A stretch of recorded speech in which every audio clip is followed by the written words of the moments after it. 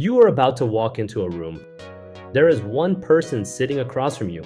They have a recorder running. And for the next 11 to 14 minutes, every word you say is being assessed. No second chances, no corrections after the fact. The question is, do you know exactly what to do in each of those 14 minutes? Not just generally, but minute by minute. What to focus on, what to avoid, what your examiner is actually listening for at each stage. Because here's what I learned from a decade of conducting these tests. The candidates who score highest are almost never the ones with the most impressive vocabulary. They're the ones who understand the test, who know what each part is for, what each part rewards, and how to move through it with control. Today, we're going to give you that, minute by minute, start to finish. I'm Felicity, and that's Anthony, and the advice you're about to hear comes from over 10 years of real IELTS examiner experience. Thousands of actual speaking tests between us. This isn't from a textbook, it's from the examination room. Right, so warm up, arrive early. Now, you're in the room, the examiner introduces themselves, checks your ID, and the recorder is running. This is the introductory frame. It lasts about 30 seconds, and the examiner is following a script. Your job here is simple. Be natural, be responsive, make eye contact. You are not being assessed yet.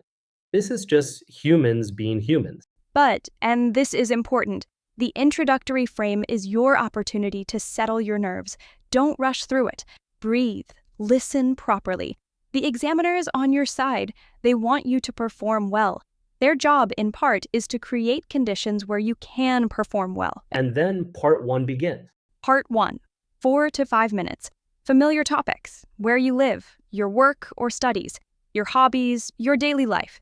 This is the warm-up part of the test. It is the easiest part, and it is the part most candidates waste. How do they waste it? 2 ways. Either they under-answer, 1 or 2 words, nothing developed, treating it like a quiz, or they over-answer, going on for 45 seconds on a simple Part 1 question, which actually signals that they can't control their output. Part 1 answers should be 2 to 3 sentences, developed but controlled. So the formula is direct answer, 1 or 2 supporting details, and if you can, a brief personal angle. Do you enjoy cooking? I'd say I enjoy it quite a lot, actually. I find it quite meditative after a long day. There's something satisfying about making something from scratch. I'm not especially adventurous, though. I tend to cook the same 5 or 6 things on rotation. That's 2 to 3 sentences. That's the target. And the key phrase to start with? I'd say, or I'd have to say, or honestly. These are your Part 1 anchor phrases. They buy you half a second to think, they sound natural, and they immediately signal to the examiner that your language is at a higher level than candidates who just launch straight into basic answers. Part 1 is also where you build rapport with the examiner. Not through flattery. Examiners are trained to respond consistently regardless of personality, but through genuine conversational energy. Show interest in your own answers. Let your personality come through. The examiner is a human being sitting in a room listening to their 20th candidate of the day. Be the one who sounds like a real person. What should candidates not do in Part 1?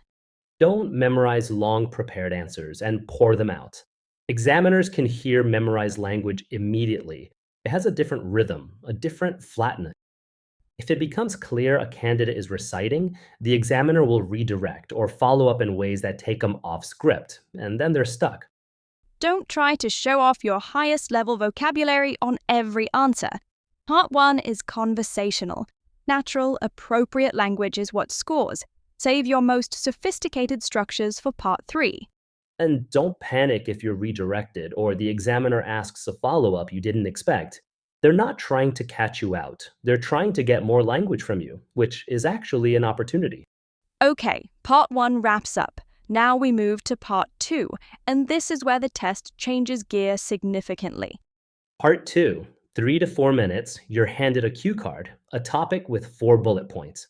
You get 1 minute to prepare, then you speak for 1 minute 45 seconds to 2 minutes. No interruptions. This is your extended monologue. The 1 minute of planning is everything. Don't panic. Don't stare at the card. Don't try to write full sentences. Jot down anchor words for each bullet point. 4 or 5 words total is enough. Your brain will fill in the language when you start speaking. 1 minute of planning, then you begin. And the single most important thing in part 2 is this: cover all 4 bullet points. Examiners notice when a candidate skips a bullet point, not because it affects the score directly, but because it usually means the answer is underdeveloped. Touch on all 4, even briefly. Structure matters. And time matters. 1 minute 45 is roughly the lower end of what you should be aiming for. 2 minutes is ideal. The examiner will stop you at 2 minutes, and if they stop you, that's actually a good sign. It means you had enough to say. If you dry up at 50 seconds and trail off, that's a problem. What if your mind goes blank? You pause. You say, "Let me just gather my thoughts for a moment," and then you continue. That is a completely legitimate response. What you do not do is fill the silence with at high speed. One deliberate pause with a phrase is far better than frantic filler. And the fabrication principle applies fully in part 2.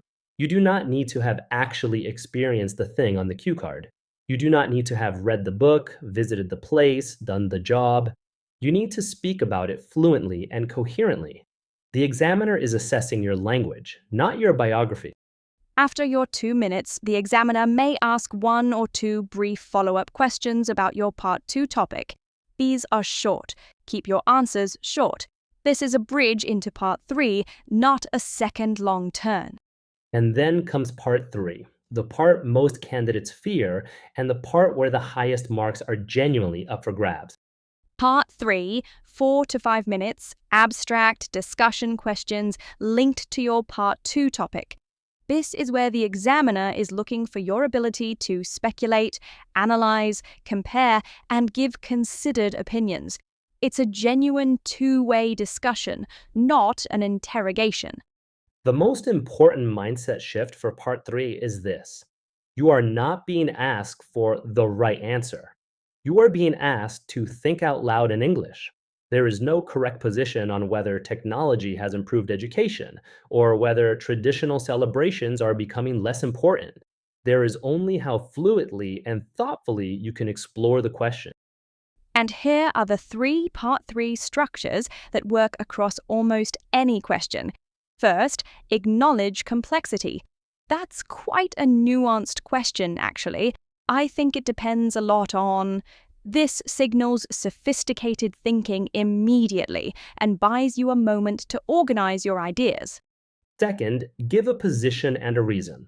I'd argue that because don't just sit in the middle of every question. Take a stance, support it, then qualify it. I'd argue that technology has improved education in terms of access, but I think we've perhaps underestimated the cost to attention and deep thinking. Third, use comparison or contrast.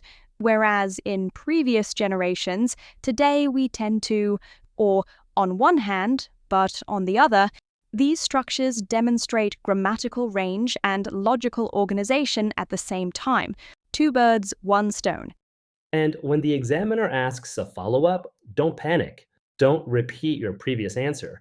Extend it. Add a new angle. I suppose there's also the question of, or what I haven't mentioned yet is, these phrases show that you can develop a discussion, not just answer individual questions. One more Part 3 tip that almost no one talks about. It is completely acceptable to change your mind mid-answer. Actually, having thought about it, I'm not sure I fully agree with what I just said. That kind of self-correction and genuine reasoning is what Band 8 and 9 looks and sounds like. It shows the examiner that you are actually thinking, not performing a script. All right, let's pull this all together. The game plan start to finish. 30 minutes before, warm up your English. Anchor phrases, low-pressure English. Get your mouth ready. Introductory frame, be natural. Breathe. This is 30 seconds of human conversation, not the test yet. Part 1, 4 to 5 minutes, 2 to 3 sentences per answer. Direct answer, supporting detail, personal angle. Use your anchor phrases. Be conversational, be genuine, don't over-answer. Form part 2, 3 to 4 minutes. Use your minute of preparation. Cover all 4 bullet points. Aim for 1 minute 45 seconds to 2 minutes of speaking. Fabrication is fine. If you go blank, one deliberate pause with a phrase is better than frantic filler. Part 3, 4 to 5 minutes. This is where your highest marks come from. Acknowledge complexity, take a position and support it. Use comparison structures. Extend, don't repeat. And remember, you're not being asked for the right answer. You're being asked to think out loud in English.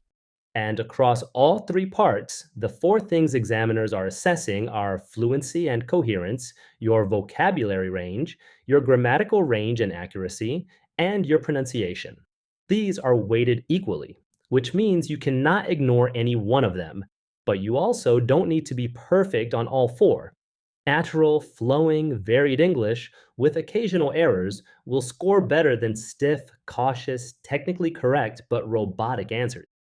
So, flow over perfection, range over repetition, personality over performance. And if you've been listening to this podcast, you've already been building all 3. If this episode gave you something useful, subscribe and share it with someone who's preparing for their test. We put out new episodes regularly, and every one of them is built on real examiner knowledge. There's a lot more where this came from. Good luck on your test. You've got this.